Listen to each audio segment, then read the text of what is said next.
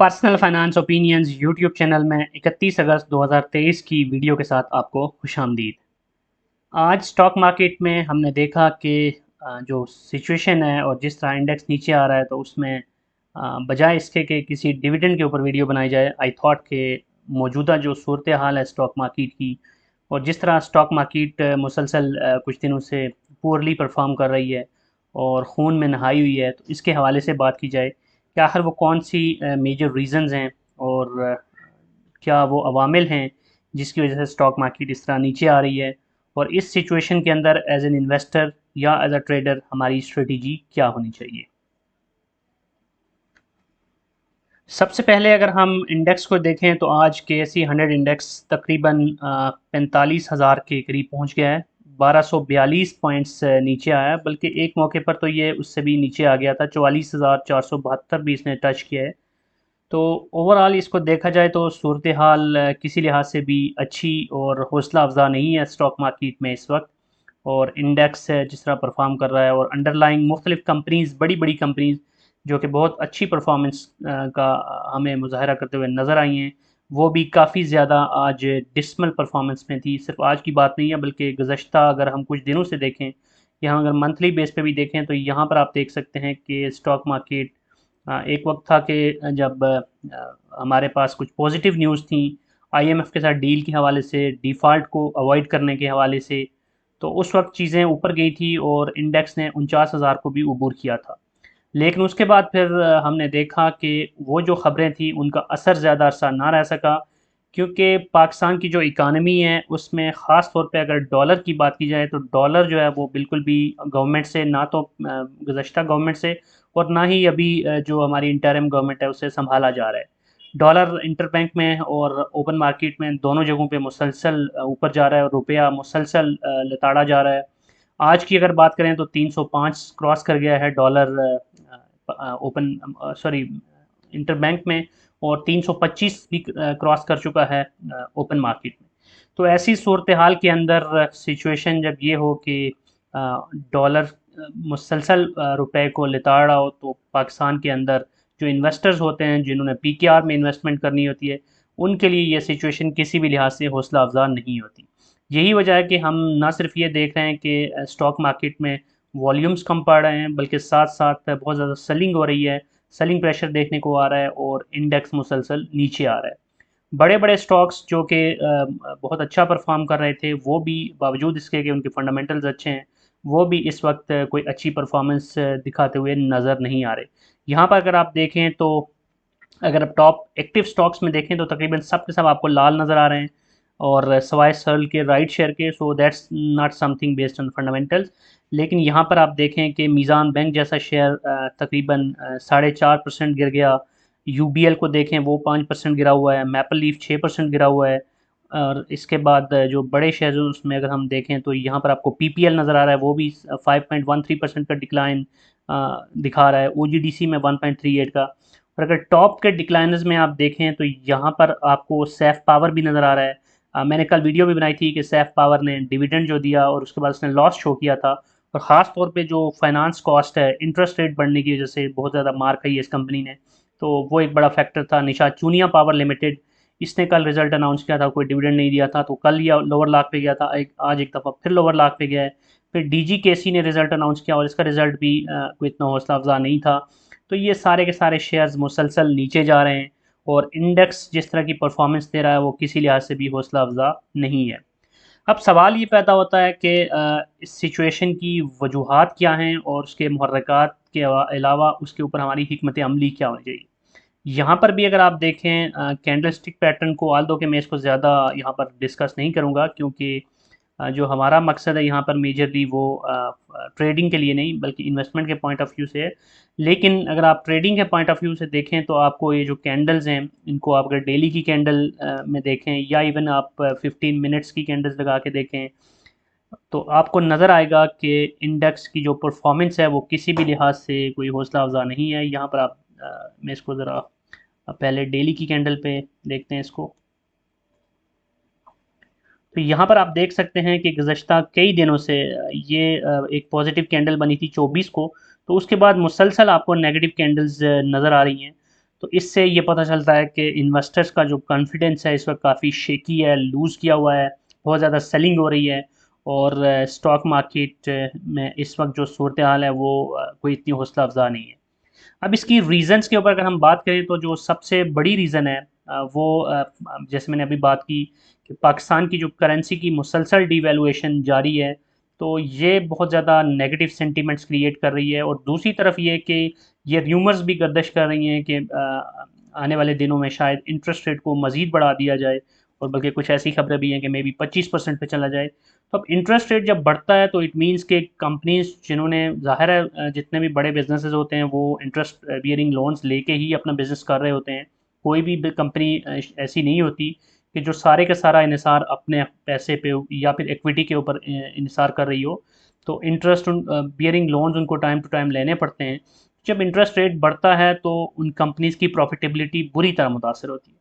पाकिस्तान जैसी इकानमी में जहाँ पर ऑलरेडी रुपया भी डिवैल्यू हो रहा है, जहाँ पर बिजनेस वायबिलिटी भी इस वक्त इतनी अच्छी नहीं है, और मुल्क के अंदर दीगर जो क्राइसिस हैं, पॉलिटिकल क्राइसिस, इकोनॉमिक क्राइसिस, फिर बिजली गैस के बहरान और तरह तरह के इस तरह के जो मसाइल हैं जिनको ये बिजनेसेस फेस कर रहे हैं, तो अगर उनको 20% से बढ़ 25% तक खुदा न खास्ता अगर शरह सूद बढ़ जाती है, तो फिर तो उनको जो उनकी जो प्रॉफिटेबिलिटी है वो ना होने के बराबर होगी, और बहुत सारी ऐसी कंपनीज भी होगी जो कि इसकी वजह से शदीद मुतासर हो सकती हैं। मैं ये तो नहीं कहूँगा कि वो बिल्कुल ठप हो सकती हैं, लेकिन आप समझ गए होंगे कि मैं कहना क्या चाह रहा हूँ। तो ऐसी सूरत हाल के अंदर ज़ाहिर सी बात है कि जो इन्वेस्टर्स हैं उनका मोराल जो है वो शेक होना ही होता है। और दूसरी तरफ ये कि जो ख़बरें हैं वो भी कोई इतनी अच्छी नहीं आ रही। जैसे 2 दिन पहले हमारी जो इस वक्त केयर टेकर फाइनेंस मिनिस्टर हैं, उनकी जो स्टेटमेंट्स थी कुछ को तो सियाको सबात से हट के पेश किया गया, लेकिन जो सियाको सवात के अंदर रह के भी बात की गई उसको भी देखा जाए तो वो भी कोई इतना हौसला अफ़ज़ा नहीं है। उनका भी ये कहना है कि सूरत हाल बहुत गंभीर है, और इस वक्त जो इवन सब्सिडीज़ दी जा रही हैं उनका भी मुल्क मुतहम्मल नहीं हो सकता। फिर बिजली के रेट के हवाले से IMF के साथ बात करने की कोशिश की जा रही है। और आपको ये भी पता है कि हमारे जो भी इस वक्त जो रिसेंट एग्रीमेंट हुआ है उसकी बेसिस पे अब बिजली का रेट कम करना या और कोई भी इस तरह का डिसीजन लेना गवर्नमेंट के फुली इख्तियार में नहीं है। IMF के साथ बात करना लाजमी है। तो ये बहुत सारी चीज़ें हैं जो कुल मिला के हमारे जो इस वक्त बिजनेसेस हैं या ओवरऑल इकोनॉमिक कंडीशन है उसके ऊपर बहुत ज़्यादा नेगेटिव इम्पैक्ट डाल रही हैं। तो ये सूरत हाल स्टॉक मार्केट फेस कर रही है। और ऑन टॉप ऑफ दैट एक और रीज़न जो मैं यहाँ पर डिस्कस करूँगा जो कि थोड़ा सा टेक्निकलिटी से हट के है, वो ये है कि इन दिनों रिजल्ट्स का सीज़न चल रहा है, और आपने देखा कि बहुत सारी ऐसी कंपनीज भी लोअर लॉक पे जा रही हैं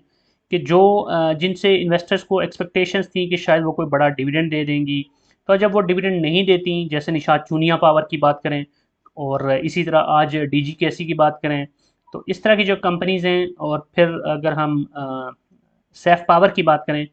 तो इस तरह की कंपनीज से जब एक्सपेक्टेशंस के मुताबिक रिजल्ट नहीं आता तो लोग मायूस होते हैं, फिर उसमें बहुत ज़्यादा सेलिंग होती है, तो वो भी लोअर लाख पे चली जाती है। तो इंडेक्स की जो कंपोजिशन होती है वो इस तरह से होती है कि बड़ी बड़ी कंपनीज अगर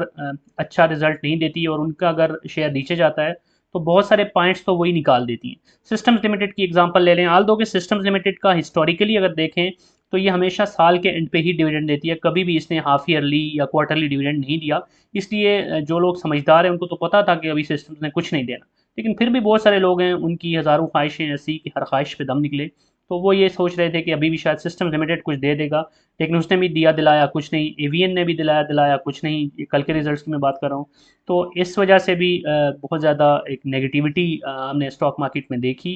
तो ये भी एक फैक्टर होता है कि इंडेक्स इस वजह से भी नीचे आ जाता है कि जब कुछ कंपनीज अगर नेगेटिव चली जाती हैं, बड़ी बड़ी कंपनीज कि जिनके पॉइंट्स ज़्यादा होते हैं, जैसे आज हमने देखा मीज़ान बैंक, OGDCL, PPL, इस तरह की कंपनीज अगर नेगेटिव में जाती हैं तो इसका जो असर है वो इंडेक्स पे बहुत ज़्यादा पड़ता है।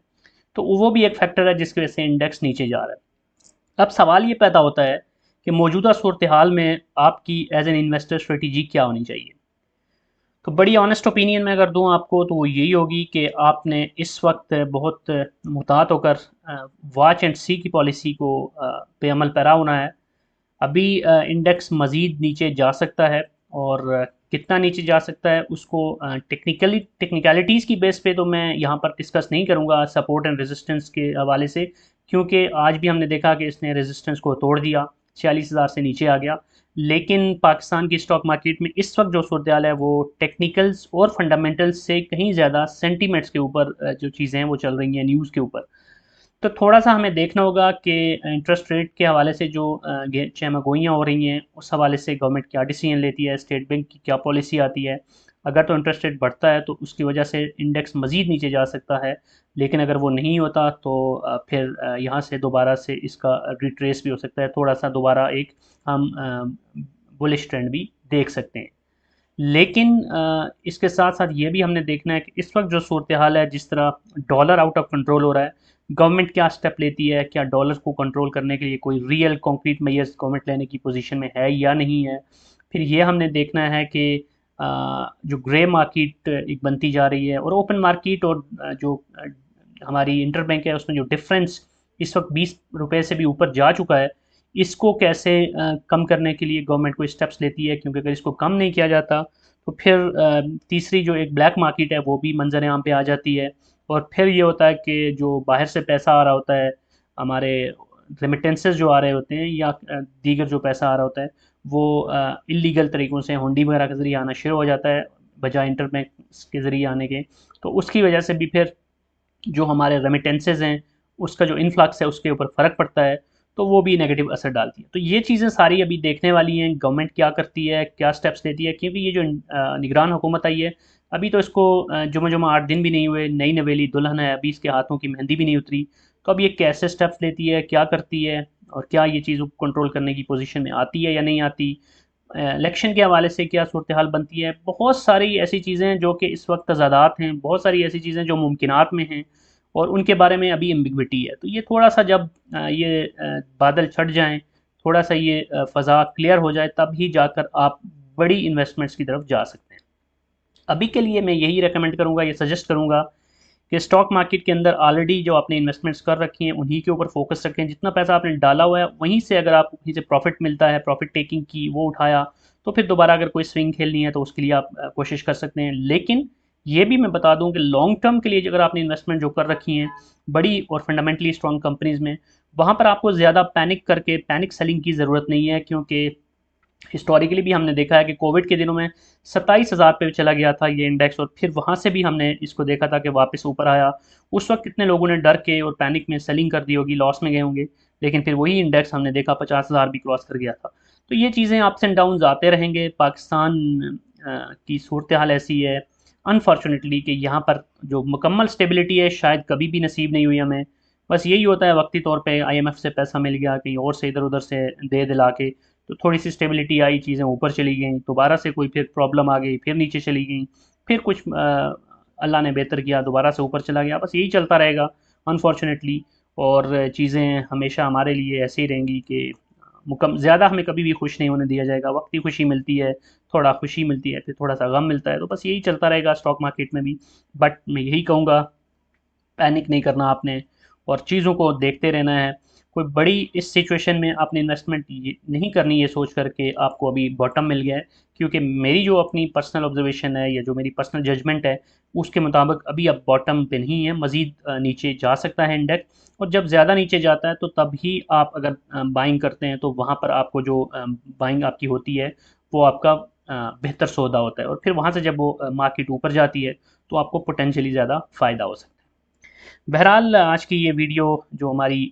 नॉर्मल रूटीन की वीडियोस होती हैं उससे कुछ हट के थी। आई होप कि जो डिस्कशन हुई है ये आपके लिए यूज़फुल होगी। और अगर आप का कोई भी सवाल है, कोई फीडबैक है, तो आप कमेंट सेक्शन में लिख सकते हैं। और अगर आपको ये इस तरह की वीडियोस जिस तरह आज मैंने बनाई है अगर ये पसंद आई है तो कमेंट सेक्शन में ज़रूर बताइएगा, ताकि इन फ्यूचर कम अज़ कम हफ्ते में एक आध बार इस तरह की वीडियो जो रूटीन की वीडियोज़ हैं उनसे हट कर भी बनाई जा सके। Thank you very much.